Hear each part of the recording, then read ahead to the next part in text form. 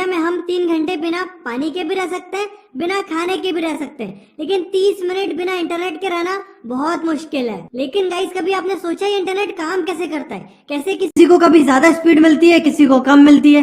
क्यों अलग अलग टैरिफ प्लान अलग अलग ऑपरेटर देते हैं? यार, ये इंटरनेट का मालिक कौन है? इंटरनेट मेरे तक पहुंचता कैसे है? ताकि पूरा वर्ल्ड जो है वो इंटरनेट से कनेक्टेड है। लेकिन कभी आपने ये नहीं सोचा होगा इंटरनेट काम कैसे करता है। आपको लगता होगा सैटेलाइट से चलता होगा, आपको लगता होगा ये नेटवर्क बिछा के रखा है दुनिया में, वहां से चलता होगा। बट शायद आपको ये नहीं पता होगा 99% इंटरनेट जो है वो चलता है ऑप्टिक फाइबर केबल से। अब आप बोलोगे मैं तो मोबाइल से चलाता हूँ, मोबाइल में क्या केबल लगी हुई है? तो देखो, जिस भी टावर से आपको नेटवर्क आता है वो टावर से लेके पूरी ये केबल बिछी हुई है जहां तक आपको जाना है। अब मैं आपको बिल्कुल आसान तरीके से सारी चीजें समझाता हूँ। सो गाइस, आप तक इंटरनेट आते आते 3 अलग अलग कंपनीज के थ्रू उसको गुजरना पड़ता है।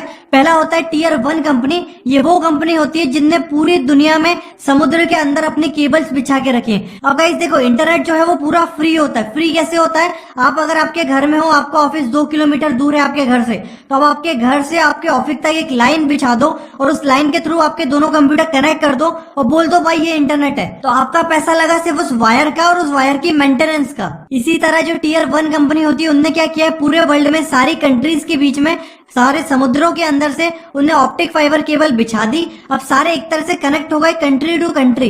अब कंट्री से आपको स्टेट में डिवाइड करना है, स्टेट से आपको सिटी में डिवाइड करना है और आपकी सिटी से आप तक उसको पहुंचाना है आपके लोकल एरिया तक। गाइस, अब आपको कुछ समझ नहीं आ रहा होगा, इसलिए अब अपन चलते हैं इसका लाइव डेमो। और गाइस, आपको ये वीडियो अच्छा लगे तो चैनल सब्सक्राइब तो करिएगा ही, उसके साथ इस वीडियो को इतना शेयर करिएगा ताकि सबको पता तो चले एटलीस्ट इंटरनेट उन तक आता कैसे है और जो वो पैसे देते हैं इंटरनेट का वो जाता कहाँ पे है। सो गाइस, इस तरह की जो केबल्स है ना, ये पूरे समुद्र के अंदर पूरी दुनिया में बिछी हुई है। आप देखेंगे तो इस तरह की केबल बिछाई जाती है पहले सारी कंट्री को कनेक्ट करने के लिए। और ये जो केबल है इनको कहते हैं ऑप्टिक फाइबर या सबमरीन केबल। अब ये जो कंपनी बिछाती है केबल वो इस तरह की दिखती है। अब देखिए, एक एक केबल जो है ना आपके बिल्कुल बाल के साइज की रहती है और एक एक केबल के अंदर 100 Gbps की स्पीड रहती है। 100 Gbps का जो है बैंडविड्थ रहती है हर एक केबल में ऑप्टिक फाइबर में। जो ये कंपनी बिछाती है ना उनको कहते हैं हम टियर 1 कंपनी। और अगर आप इंडिया में देखें तो टाटा कम्युनिकेशन है जो इंडिया में है। अब देखो, एक वेबसाइट है submarinecablmap.com, इसका लिंक मैंने आपको डिस्क्रिप्शन में दिया। यहाँ पे आप जाएंगे तो पूरी दुनिया में कितनी केबल बिछी हुई है आपको यहाँ पे दिख जाएगी। हर कंट्री में, हर पूरी दुनिया, पूरी इन केबल्स पे चल रहा है पूरा आपका इंटरनेट। अब ये केबल जिनने बिछाई है उनको कहते हैं टियर 1 कंपनी, जिनने अपने पैसे से, अपने इन्वेस्टमेंट से ये केबल्स बिछा दी। अब अगर हम इंडिया की बात करें तो देखिए, यहाँ पे हमारा इंडिया आता है।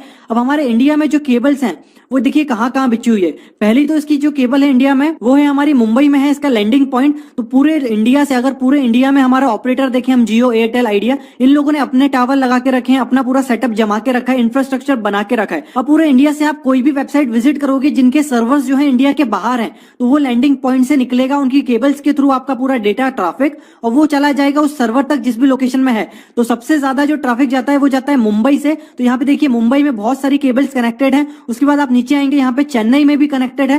देखिए, चेन्नई में भी केबल्स कनेक्टेड हैं जो आपके राइट साइड में कंट्रीज आ रही हैं। उसके बाद आप और देखेंगे तो इतने सारे लैंडिंग पॉइंट्स है, कोचिन में है। तो इतने सारे लैंडिंग पॉइंट से ही आपका डेटा निकलता है, कोई सैटेलाइट से चीजें नहीं चलती है। रिलायंस जियो, एयरटेल, आइडिया ये लेके आपके मुंबई से निकाल देगा आपका डेटा, कोचिंग से निकाल देगा जहां पे जिसके सर्वर है। अब देखो, रिलायंस जियो की बात करें ना तो रिलायंस जियो ने खुद की अपनी सबमरीन केबल्स बिछा के रखी है एशिया, अफ्रीका और यूरोप के बीच में। तो इसमें इनके पास 40 टेराबाइट की कैपेसिटी मिल गई है। इसलिए रिलायंस जियो आपको फ्री में नेट दे देता है क्योंकि एक बार का उसका इन्वेस्टमेंट हो चुका है। और अगर एशिया, अफ्रीका और यूरोप की कंट्रीज में आप जाते हैं, आपका ट्रैफिक लेके आप वेबसाइट विजिट करते हैं इन कंट्रीज से, तो ऑटोमेटिकली वो उनकी केबल से निकाल देते हैं, तो उनका कोई पैसा नहीं लगता है। अब देखो, जो टियर 1 कंपनी है इनने तो अपना बिछा दिया, इनका कोई पैसा नहीं लगता। एक दूसरे से इनने पूरा वर्ल्ड जो है वो कनेक्ट कर दिया ताकि एक इंटरनेट की शुरुआत हो गई। इतनी सारी केबल्स बिछ गई। अब होता क्या है ना कि ये जो केबल्स हैं ये टूटती हैं, फूटती हैं क्योंकि समुद्र के अंदर है। 25 साल से ज्यादा इनकी लाइफ नहीं रहती है। तो मान लो किसी शार्क ने उसको खा लिया या कुछ हो गया, टूट गई, ब्रेक हो गई, तो उसको हमको बैकअप चाहिए। तो बैकअप के लिए बहुत सारी केबल्स बिछा के रखते हैं ये लोग और ये मेंटेनेंस भी करते हैं। तो इनके पास कोई पैसा नहीं लगता, इंटरनेट पूरा फ्री है,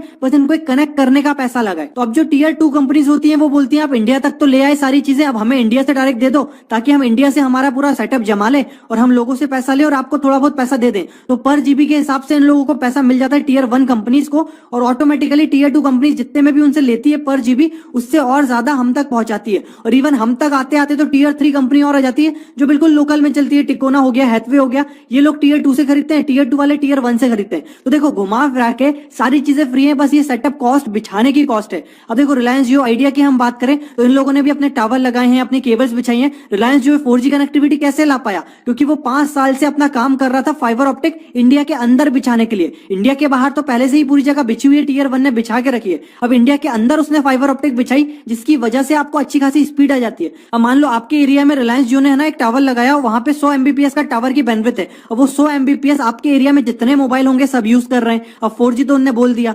20 Mbps के हिसाब से अगर आप देखें काउंट करें तो 5 लोग यूज कर पाएंगे 100 Mbps। तो इस हिसाब से उनके हर टावर में कुछ ना कुछ एक मैक्सिमम बैंडविड्थ है उनके वायर्स में, तो वो वायर्स को फिर वो और डिस्ट्रीब्यूट करते हैं। तो आपके एरिया में अगर रश है, बहुत लोग रहते हैं और सब लोग जियो यूज करते हैं, तो आपको स्पीड कम मिलेगी, क्योंकि वो उन्हीं का टावर में बैंडविड्थ तो फिक्स है 100 Mbps या 1 Gbps, उसी में उनको डिवाइड करके देना है। इसलिए होता क्या है कि रात में ज्यादा लोग यूज नहीं करते तो कभी आपको स्पीड अच्छी आ जाती है, और अगर दिन में यूज करते हैं बहुत लोग तो स्पीड कम आती है, क्योंकि वो डिस्ट्रीब्यूट हो जाती है। घुमा फिरा के उनको पहुंचाना तो आपका डेटा ट्रैफिक यहाँ से ही है, इनके वायर से ही है। अब एक बात और मैं आपको बताऊं कि जैसे इंडिया में, अब देखो आप यहाँ पे तो बोलोगे, मान लो आपने इंडिया से विजिट किया google.com, तो गूगल का सर्वर इंडिया में तो नहीं है, बाहर है, तो ट्रैफिक यहाँ के थ्रू निकल जाएगा बाहर तक। लेकिन इंडिया में अगर आप यूज करते हैं flipkart.com है, amazon.com है, तो बोलते यह है कि अगर आपकी इंडियन ऑडियंस है और आप अगर वेबसाइट बना रहे हो तो आप इंडिया का सर्वर लो, ताकि ये सबमरीन केबल से इतना लंबा घूमना ना पड़े। इंडिया में ही हम पूरा ट्रैफिक घुमा दें और आपको जल्दी से कनेक्टिविटी मिल जाए। तो अगर आप इंडिया टू इंडिया किसी सर्वर को कनेक्ट करते हैं, फ्लिपकार्ट को, अमेजोन को, इन सब ने इंडिया में बेंगलोर में सर्वर्स बना के रखें, तो ऑटोमेटिकली जिस भी सिटी से होंगे ऑटोमेटिकली बेंगलोर वाले सर्वर में कनेक्ट हो जाओगे, तो ये सबमरीन तक आपका डेटा गया ही नहीं। लेकिन अगर आप प्रॉक्सी यूज करोगे तो प्रॉक्सी लेके जाएगी आपको पहले यूएसए, फिर यूएसए से वापस लाएगी इंडिया। इसलिए बोलते हैं प्रॉक्सी में जो है वो स्पीड कम हो जाती है। अब देखो इंडिया में एक निक्सी बनाया हुआ है, न्यूट्रल इंटरनेट एक्सचेंज। इसमें क्या है कि जो इंडिया के सर्वर्स हैं, इंडिया में जितने ऑपरेटर हैं, जितने आईएसपी हैं, इंटरनेट सर्विस प्रोवाइडर, उन सबको मिला के एक चीज बना दी गई निक्सी करके। अब इसमें होगा ये कि इंडिया में अगर ट्रैफिक घुमाना है तो क्यों हम बाहर की कंट्रीज में उसको कनेक्ट करें, बाहर की सबमरीन केबल्स में उसका ट्रैफिक ले जाएं। इंडिया में रखेंगे तो हमारी सिक्योरिटी बढ़ जाएगी, प्राइवेसी बढ़ जाएगी। अब आधार कार्ड का डेटा ले लो, आधार कार्ड का डेटा अगर आप इंडिया के बाहर सर्वर में रखोगे तो ये ऑटोमेटिकली इन सबमरीन केबल से जाएगा, तो बाहर की कंट्रीज के ऑपरेटर लोगों को भी पता चल जाएगा कि ट्रैफिक क्या जा रहा है। इसलिए आधार कार्ड को प्राइवेट रखने के लिए, बहुत सारी चीजें प्राइवेट रखने के लिए इंडिया में ही हम सर्वर बनाते हैं, और इंडिया में ही हम लोगों ने छोटे छोटे सब जितने ही आईएसपी यूज हो रहे हैं, टियर 2 टियर 3, इन सबको जोड़ के एक निक्सी करके चीज बना दी कि इंडिया में कुछ विजिट करना चाहेगा तो अंदर ही अंदर घुमा के उसको वहां तक पहुंचा देंगे केबल्स के थ्रू। तो यहाँ पे आप आएंगे ना, तो यहाँ पे ये दिखाता है, देखो कितना एक्सचेंज डेटा जाता है।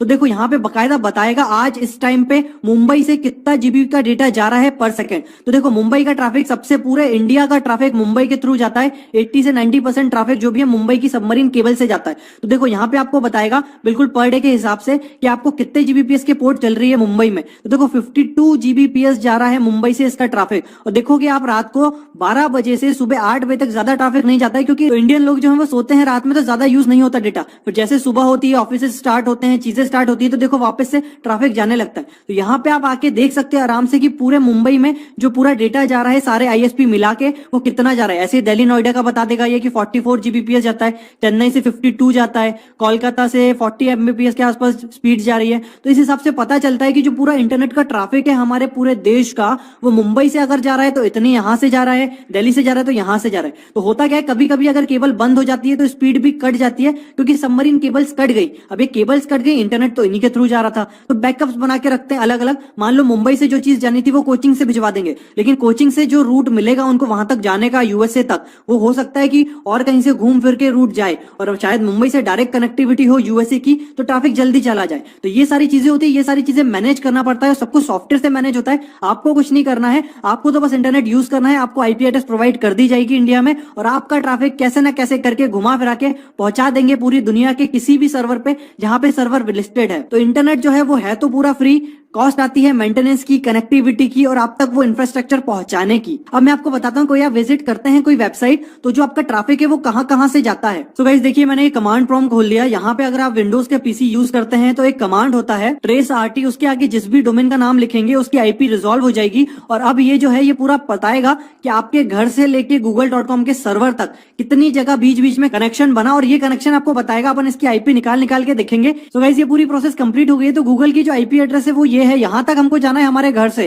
तो ये जो आईपी है ये मेरे मॉडेम की है, मतलब पहले कंप्यूटर से मेरे मॉडेम तक गया। उसके बाद अब इस आईपी की मैं आपको लोकेशन दिखाऊं तो देखिए यहाँ पे इस आईपी की लोकेशन आ रही है भोपाल, मतलब उसके बाद ये भोपाल वाले एयरटेल के सर्वर से गया। उसके बाद अब इस आईपी की अपन लोकेशन देखते हैं। अब देखिए 182 वाली जो आईपी है ये आ रही है दिल्ली की, तो ये उसके बाद मेरे भोपाल से सीधा गया, इसका ट्रैफिक दिल्ली पे, और दिल्ली का ये एयरटेल का सर्वर ही बता रहा है, भारतीय एयरटेल लिमिटेड। इसके बाद अब अपन ये वाली आईपी देखते हैं ये कहाँ की आईपी है। तो ये इससे पता चलेगा हमको कि दिल्ली के बाद जो है वो ये ट्रैफिक कहाँ पे गया, ये डायरेक्टली कैलिफोर्निया चले गया यूएसए में। तो मे बी एयरटेल और गूगल के बीच में डायरेक्ट कोई कनेक्शन होगा दिल्ली के थ्रू, जिसके थ्रू ये पूरा कनेक्शन चला गया।